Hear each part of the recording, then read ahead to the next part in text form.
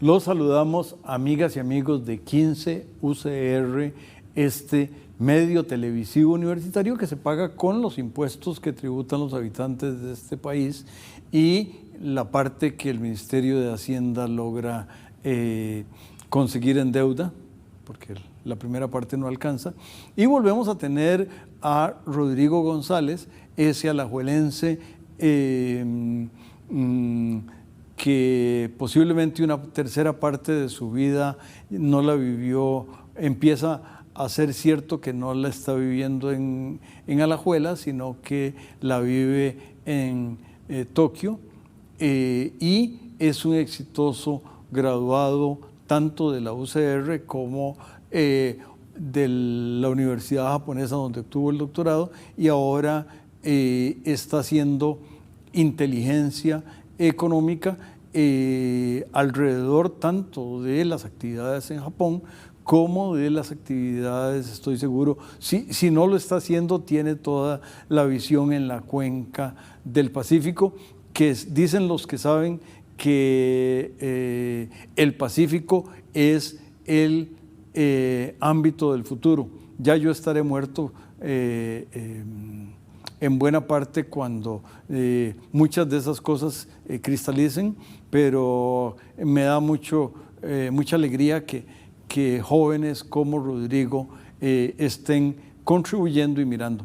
¿Qué nos cuenta Rodrigo de cómo se ve la economía desde Japón? Gracias, don Juan Rafael, por invitarme al programa por primera vez.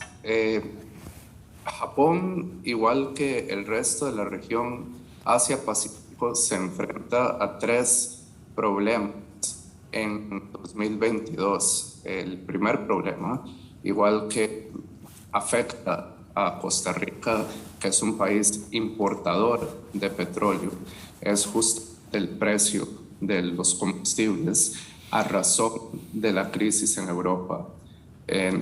La guerra en Ucrania va a tener un impacto relativo en la economía japonesa que depende también de importación de energía.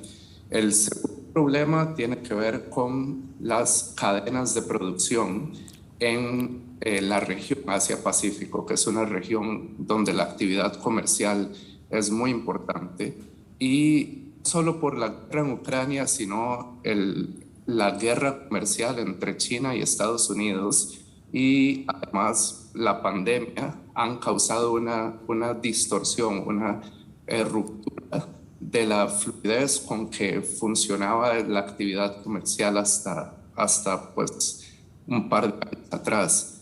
Entonces, todo lo que tiene que ver con transporte, con microchips, con todos los insumos que salen de esta región, todo ese proceso ha sufrido pues cierto cambio importante que ha tirado hacia arriba los precios y que ha generado cierta complicación a nivel productivo y a nivel comercial. El tercer problema es la región de Asia-Pacífico sigue teniendo medidas sumamente estrictas sobre la pandemia y sobre los controles para contener el virus. Japón mucho menos que otros países, pero China, por ejemplo, que tiene una política de 0 casos, sigue restringiendo la movilidad de sus habitantes, sigue limitando las salidas fuera del país y la movilidad dentro del país. Sigue siendo un país con una política muy rigurosa de contención de las infecciones. Entonces, esos son los tres problemas principales que hay en la región. Una variante tal vez alrededor de este último tema, Rodrigo, es cómo me parece que hay como patrones. Me parece que Singapur, Corea del Sur Japón y China, y ya usted dijo en China que es la de 0 casos, pero me parece que los patrones han sido distintos y los éxitos han sido diferentes. Recuerdo que al principio, o sea, hace 2 años, el caso de Corea del Sur era exitosísimo. ¿Cómo esos patrones han ido variando o se ha dado una convergencia hacia patrones de atención del COVID semejantes en todos los demás, reconociendo que el proceso de China es diferente, el de 0 casos? Bueno, no es un área en que yo pueda comentar con gran propiedad, no porque no tenga que ver con economía y política, sino porque no es la misma cepa o el mismo virus que existía hace 2 años. Sabemos mucho más sobre el virus en este momento y aunque usted correctamente apunta que países como Corea del Sur y Taiwán originalmente tuvieron un gran éxito con la contención del virus y con el número de casos, Corea del Sur, por ejemplo, en este momento tiene una muy alta tasa de infección, miles de casos todos los días. Ahora, ¿qué significa eso realmente a nivel socioeconómico?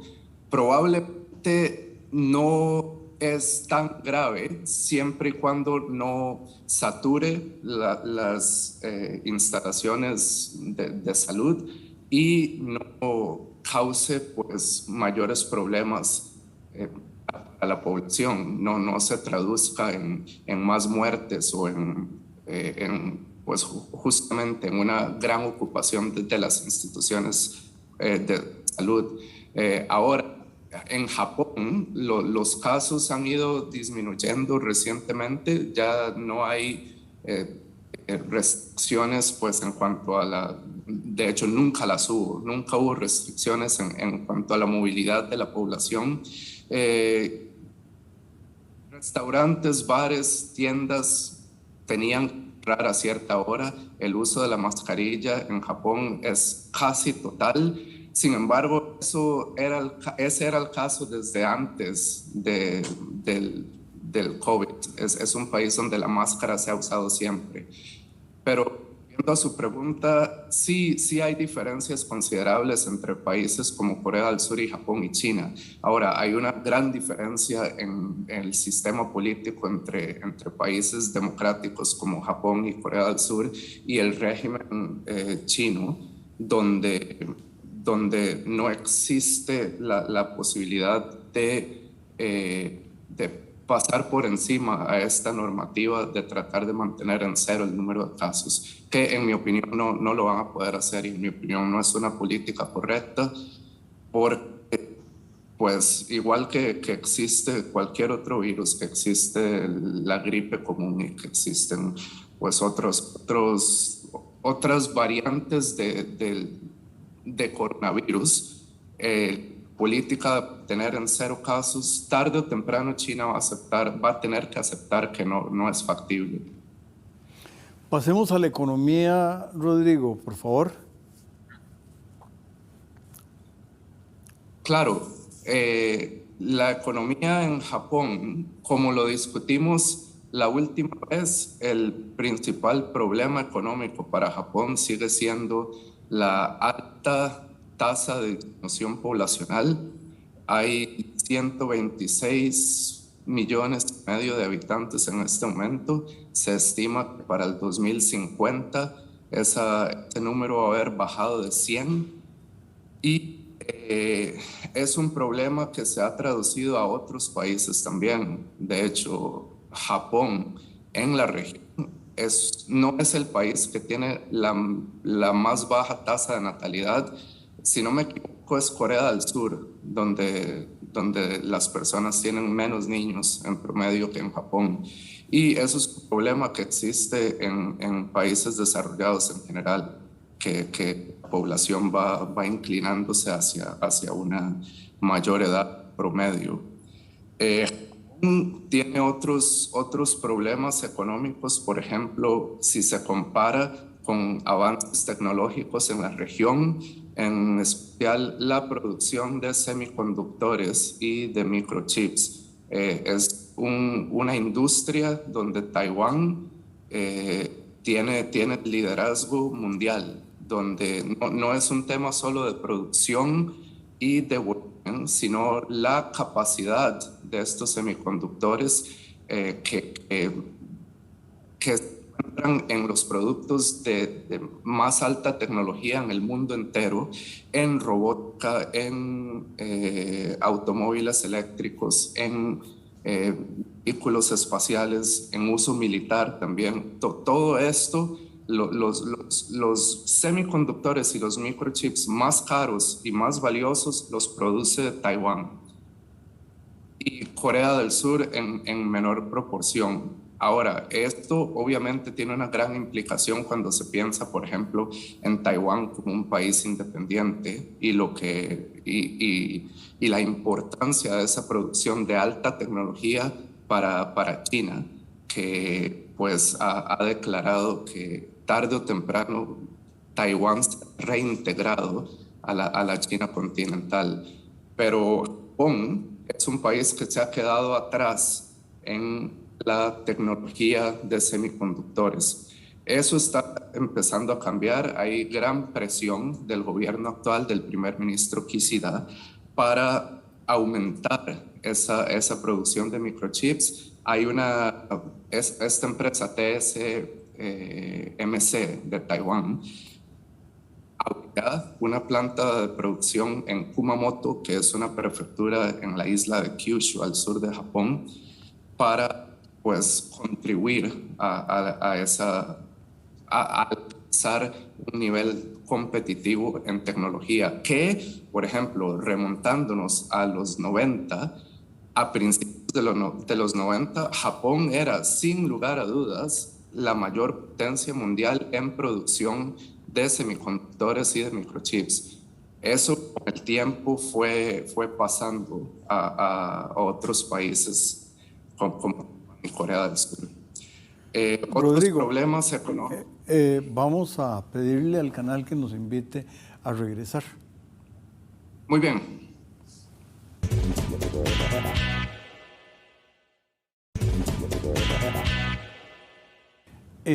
Una pregunta, Rodrigo González, que es, repito, un graduado de nuestro campus, Rodrigo Facio, de la UCR. Rodrigo, en Costa Rica está iniciando el nuevo cuatrienio y una de las preguntas que uno destaca en las políticas públicas es el papel que pudiera tener la investigación y desarrollo. Cuando uno ve la parte del PIB que se dedica a eso en el trópico, pues a la par de lo que se dedica al otro lado del Pacífico, es nada. Y sabemos que Japón dedicaba un porcentaje elevado, pero los, comillas, tigres asiáticos, pues también, y entonces lo que estás refiriendo de Taiwán puede ser parte de ese proceso. ¿Cuál es tu comentario? Sin lugar a dudas, Japón destina 3% del Producto Interno Bruto a investigación y desarrollo. Estoy seguro que países como Taiwán, Singapur, los tigres asiáticos, Singapur quizás en menor cuantía porque es un país cuyo poder económico depende no depende de la producción, pero Taiwán, sin duda, esa ventaja comparativa que sacó en la producción de semiconductores se explica por décadas de fuerte inversión en ciencia y tecnología, en investigación y desarrollo. Ahora, ¿por qué Japón se ha quedado atrás en producción de semiconductores? Es un tema que economista me interesa, y un problema que el país debe resolver.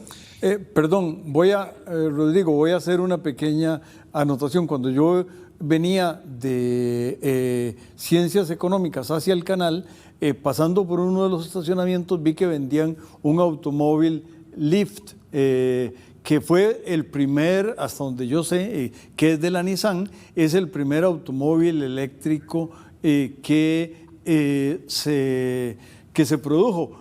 Lo había dejado de ver, lo están tratando de vender, es un 2005, pero independiente del detalle, me parece que ese es otro ámbito donde Japón fue adelante y creo que no está adelante. Te dejo eso también como otra consideración. No son semiconductores, aunque los semiconductores ahora son un elemento vital en la economía de las cosas y por supuesto en los automóviles, pero adelante. Esa es una nota de pie de página. No, sin duda, los semiconductores son parte de la tecnología necesaria en los vehículos eléctricos. Empresas como Tesla, con esta disrupción, con esta ruptura de la fluidez con que operaban las cadenas de producción antes de la pandemia, pues también sufrió un gran impacto al reducirse la cantidad de semiconductores, y es un componente vital de automóviles eléctricos, de computadores, de teléfonos inteligentes, de montones de cosas. Y si no hay semiconductores, básicamente la producción se detiene. Electrodomésticos, por ejemplo, no pueden salir de la línea de producción a menos que lleven los semiconductores, los circuitos integrados necesarios. La aviación también es un componente vital de los aviones hoy día, que son básicamente una amalgama de computadoras unidas a un sistema eléctrico. Volviendo al tema de Japón, pues hubo ciertos problemas comparativos, como la falta de automatización de la tecnología en Japón. Por muchos años ha habido una preferencia a formas más análogas de hacer las cosas. Ha habido resistencia en algunos sectores de la sociedad a unirse a la digitalización de los procesos, de las comunicaciones. Eso es algo que en Taiwán y en Corea del Sur, por ejemplo, se dio con mucha más fuerza. Eso es un factor que ha causado pues esa relativa del liderazgo en semiconductores. Ahora, Japón sigue siendo claramente una potencia en muchas otras cosas. En automóviles, que por muchos años Toyota fue la empresa más grande del mundo en producción de automóviles, sigue siendo muy importante. La producción de automóviles eléctricos está en aumento. Japón tiene metas para este gobierno de reducir las emisiones de carbono. Se ha obligado a ponerse en línea con otros países desarrollados en garantizar la sostenibilidad de la producción. Para un país como Japón, que depende exclusivamente de importación de energía, es un problema interno también, esta batalla entre reducir el número de emisiones y cierta presión interna para detener la energía nuclear, que es una energía que es quizás la energía más limpia que existe, que es un tema también controversial, porque mucha gente se opone al uso de la energía nuclear por el riesgo de un accidente como ocurrió en Fukushima o como ocurrió en Chernobyl en los 80s, pero en mi opinión es un tipo de producción energética necesaria para países como Japón y necesario en Europa también.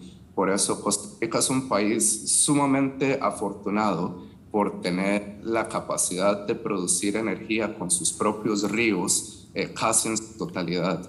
95-98% de la energía en Costa Rica se produce de forma hidroeléctrica, y eso es algo que genera enorme envidia para un país como Japón, que no tiene ríos con capacidad productiva de esa escala, no tiene sol como tenemos nosotros por tantos meses y en tantas partes del país, con capacidad de producir energía solar. La capacidad de producir energías limpias en Japón se reduce a energía nuclear, pero viene con ese costo social de que una parte importante de la población se opone.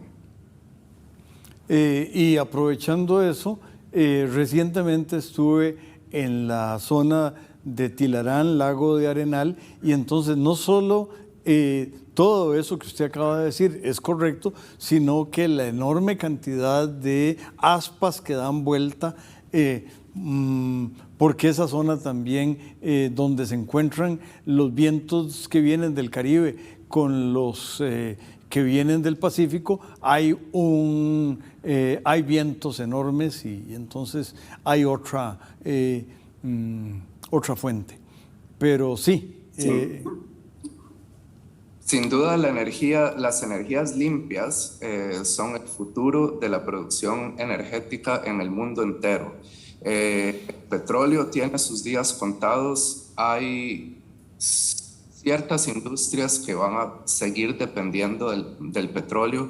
Como antes mencioné, la aeronáutica, por ejemplo, los aviones van a tener que seguir volando con queroseno porque los avances tecnológicos no son suficientes para sustituir la capacidad, la velocidad que existe en este momento. Pero los automóviles son tal vez el ejemplo más claro. Y los avances en la tecnología que en energías limpias son sobresalientes, son sorprendentes. La producción de paneles solares de baterías de litio está en un máximo histórico. La capacidad de las baterías es cada vez mayor. La capacidad de las plantas eólicas, la longitud de las aspas de las que usted habla es inmensa en este momento. Hay plantas de producción eólica que tienen más de 100 metros de longitud en total de las aspas de un molino. Todas las cosas son sobresalientes, y sí, hay un gran interés en países como Japón y en esta región por invertir en ese tipo de energías también. China es un caso aparte, pero quizás eso lo podemos dejar para otro programa.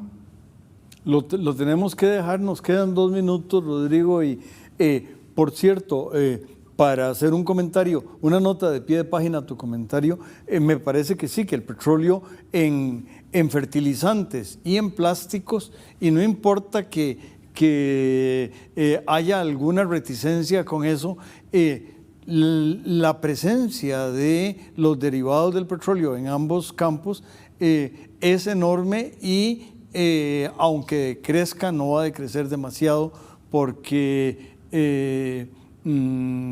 la presencia de esos insumos a partir de derivados del petróleo me parece que estará presente, pero te estoy dejando recortando el 1.5 minutos que te debe quedar. No hay problema. Y si usted lo nota, por ejemplo, la guerra en Ucrania en este momento es una guerra financiada completamente con petróleo. Rusia es un país gigante en petróleo y en gas, y un país minúsculo en cualquier otra cosa. Comercio con Rusia no es algo que vaya a afectar a Japón significativamente en esta dirección. En la otra dirección, Rusia tiene mucho más que perder con todas estas sanciones económicas, con todo el boicot comercial de cientos de empresas que están saliendo del país, con toda esta destrucción de la economía rusa, de toda la conexión con el mundo occidental hasta ese momento, eso va a tener un impacto por muchos, muchos años en Rusia. Y es una guerra financiada completamente con energía, que es lo único que importa Rusia, que exporta Rusia a esa escala. Eso va a causar también una reestructuración de la forma como Europa energía, va a causar una reconsideración de la dependencia de muchos países de Europa en petróleo y en gas de Rusia a raíz de este conflicto. Y eso va también a generar una mayor inversión y una mayor presión política en mejor tecnología de energías limpias y en mayor investigación y desarrollo de energías limpias. Excelente, Rodrigo. Un gran abrazo que tiene que cubrir todo el Océano Pacífico, y a las amigas y amigos les pedimos que sigan cuidando su salud, y a ti también. Muchos éxitos. Gracias, profesor.